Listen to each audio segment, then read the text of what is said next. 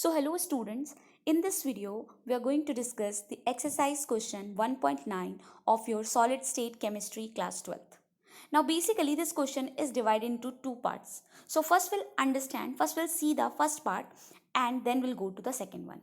So the first part क्या बोल रहा है, the basis of similarities and differences between metallic and ionic crystal. हमें बताना है what all the basis of similarities, क्या क्या similarities है और क्या क्या difference है between आपके metallic और ionic crystal में. तो अब हम देखते हैं, जैसे कि मैंने आपको जब पढ़ाया था तो बताया था मेटालिक क्रिस्टल क्या होता है, आयनिक क्रिस्टल क्या होता है. Now will see what is the similarities, then will understand what is the differences. Okay, so similarity देखिए, जैसे फॉर एग्जांपल यहाँ पर क्या लिखा हुआ है, मेटल क्रिस्टल्स जो होते हैं बेसिकली यहाँ पर सिमिलरिटीज क्या होती हैं. Metal are collection of positive ion surrounded by a sea of electron. Now you know that metal have the tendency to lose electron. जब मेटल इलेक्ट्रॉन को लूज करता है तो मेटल के ऊपर तो पॉजिटिव चार्ज हो जाता है और उसके इर्द गिर्द तो नेगेटिव चार्ज इलेक्ट्रॉन्स की वजह से होगा. सो इनके बीच में क्या होता है, एक पॉजिटिव और एक negative kind of attraction generate हो जाता है. बिकॉज ऑफ दिस पॉजिटिव, जो मेटल के ऊपर पॉजिटिव चार्ज आ गया और जो इलेक्ट्रॉन्स की जो सी है, सी ऑफ इलेक्ट्रॉन्स है, मतलब इलेक्ट्रॉन का तो नेगेटिव चार्ज होगा, उसकी वजह से क्या होगा, इनके बीच में इलेक्ट्रोस्टैटिक फोर्स ऑफ अट्रैक्शन काम करता है.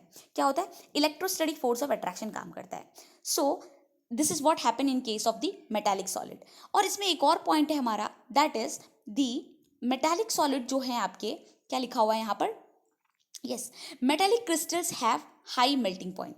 मेटालिक जो क्रिस्टल्स होते हैं, मैं आपको बता रही थी, तभी बताया था कि इनके जो मेल्टिंग पॉइंट होते हैं, जो मेल्ट होने की कैपेबिलिटी होती है, जो उसका पॉइंट होता है, वो बहुत ही हाई होता है. ठीक है, तो दीज आर द 3 पॉइंट्स जो आपके मेटालिक क्रिस्टल के बारे में हमने पढ़े कि मेटल जो होते हैं क्रिस्टल्स, उन उसके पास क्या होता है, पॉजिटिव चार्ज होता है जो कि सराउंडेड बाई होता है sea of electrons. Now what metal exactly do, metal electron को लूज करते हैं. सिंस मेटल के पास क्या होता है, मेटल्स विल लूज इलेक्ट्रॉन. अगर मेटल इलेक्ट्रॉन लूज करेंगे तो मेटल के ऊपर पॉजिटिव चार्ज आ जाएगा एंड इस पॉजिटिव इस इलेक्ट्रॉन्स के बीच में क्या होता है, आपका इलेक्ट्रोस्टैटिक फोर्स ऑफ अट्रैक्शन काम करती है. Now we are understanding the similarity. तो अब हम देखेंगे कि आयनिक क्रिस्टल्स में क्या होता होगा. Now this ionic crystals are formed by the 3 dimension arrangement of ions. ठीक है, ये जो आयनिक क्रिस्टल्स होते हैं आपके, ये कैसे फॉर्म होते हैं, ये बेसिकली फॉर्म होते हैं आपके 3 डायमेंशन अरेंजमेंट ऑफ आयंस. और वो आयंस बेसिकली क्या होते हैं, कैटायंस और एनायंस. अब ये कैटायंस क्या होते हैं, कैटायंस वो आयंस होते हैं जो आपके पॉजिटिवली चार्ज होते हैं. और एनायंस क्या होते हैं, एनायंस आपके वो आयंस होते हैं जो आपके नेगेटिवली चार्ज होते हैं. तो इनके बीच में मैंने आपको बताया था, जब भी कोई स्मॉल पॉजिटिव और नेगेटिव चार्ज आपस में they held together, then there is what, electrostatic force of attraction is acting between them, right. तो यहाँ पर भी आपकी इलेक्ट्रोस्टैटिक फोर्स एक्ट करेगी, राइट. तो हमने देखा यहाँ पर 2 सिमिलरिटीज आ गई आपके. यहाँ पर यस, यहाँ पर भी आपका क्या था, पॉजिटिव आयन और सी ऑफ इलेक्ट्रॉन, मतलब मेटल के ऊपर तो पॉजिटिव चार्ज एंड इलेक्ट्रॉन के ऊपर नेगेटिव चार्ज. इन दोनों की वजह से यहाँ पर भी इलेक्ट्रोस्टैटिक फोर्स ऑफ अट्रैक्शन. ये आयनिक क्रिस्टल में भी आपका जो अरेंजमेंट होता है पार्टिकल का, वो कैटायन और एनायन की वजह से होता है. और आपका कैटायन क्या होता है, पॉजिटिव होता है, एनायन क्या होता है, आपका नेगेटिव होता है, जिसकी वजह से यहाँ पर भी इलेक्ट्रोस्टैटिक फोर्स ऑफ अट्रैक्शन काम कर रही है. हमने यहाँ पढ़ा था that is melting point is high, यहाँ पर मेल्टिंग पॉइंट हाई था. इन द सेम वे यहाँ पर क्या है, यहाँ पर भी मेल्टिंग पॉइंट हाई होता है. ठीक है, तो आई थिंक इतनी आपको चीजें समझ में आ गई होंगी. Now moving to the differences. Okay, yes, now moving to the differences. Differences देख लेते हैं हम. डिफरेंसेस क्या है मेटालिक क्रिस्टल और आयनिक क्रिस्टल में. अब देखो, मेटालिक क्रिस्टल के पास क्या होता है, they have the free electrons, obviously they are surrounded by sea of electron. तो ये क्या करते हैं, ये कंडक्ट करते हैं इलेक्ट्रिसिटी इन एवरी स्टेट. ठीक है, तो ये हमेशा इलेक्ट्रिसिटी के कंडक्टर होते हैं. वेयर एज आपके जो आयनिक क्रिस्टल्स होते हैं, उनके पास सॉलिड स्टेट में, जब वो सॉलिड स्टेट में होते हैं, दे do not have free electron, उनके पास फ्री इलेक्ट्रॉन नहीं होता है. हालांकि जब वो मोल्टन और लिक्विड स्टेट में होते हैं तो उनके पास फ्री इलेक्ट्रॉन हो जाता है, जिसकी वजह से वो इलेक्ट्रिसिटी कंडक्ट कर सकते हैं. But in general solid state में they do not conduct electricity. ठीक है, ये हमारा फर्स्ट पॉइंट हो गया.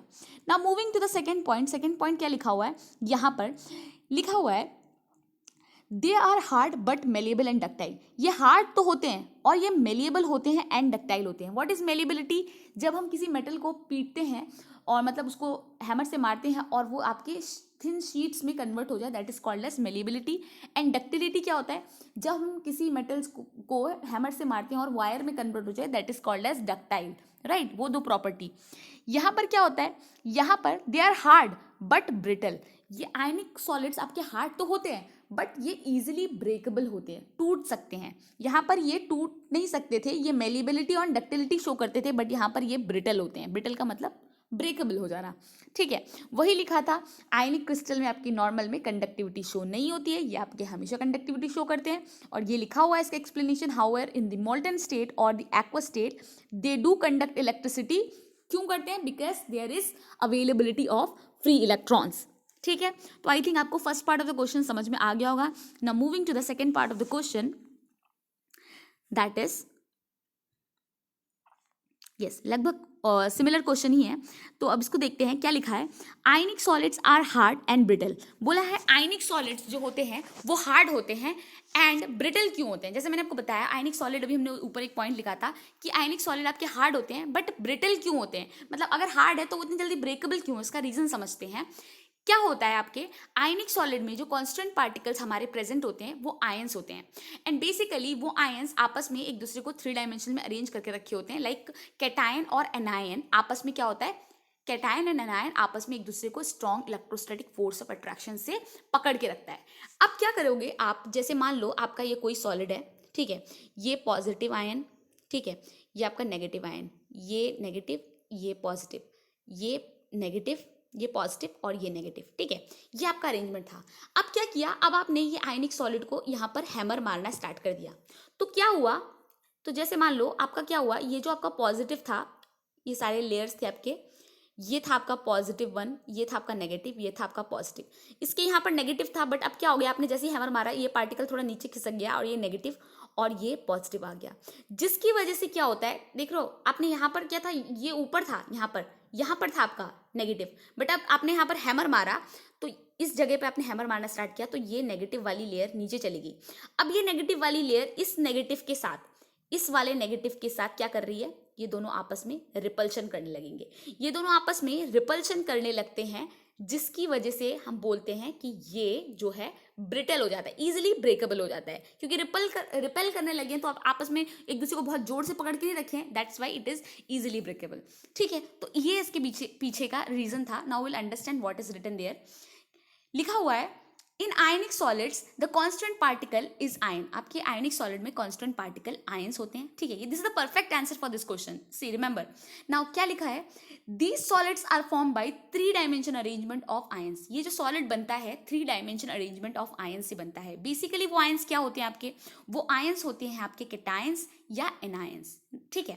अब क्या लिखा है, these ions are held together by strong electrostatic force of attraction. अब ये जो कैटायंस और एनायंस हैं आपस में, ये एक दूसरे को बहुत ही strong electrostatic force of attraction से पकड़ के रखते हैं, ठीक है।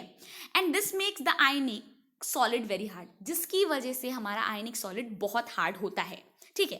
अब क्या लिखा है, but when an external force is applied, जब कोई एक्सटर्नल फोर्स, मान लो हैमर, ठीक है, कोई भी आप फोर्स अप्लाई कर रहे हो तो क्या हो रहा है, these ions develop repulsion among them. तो क्या होता है, ये आयंस रिपल्शन, जैसे मैंने बताया ना, वो लेयर शिफ्ट हो जाएगी, अब नेगेटिव नेगेटिव पास में आ गए तो वो आपस में रिपेल करने लगेंगे, and which makes the ionic solid brittle as well. यही चीज आयनिक सॉलिड को ब्रिटल भी बनाती है। तो आई थिंक आपको ये अच्छे से समझ में आ गया होगा, and trust me this is the perfect answer for this particular question जो भी हमने अभी डिस्कस किया है। So you can follow this.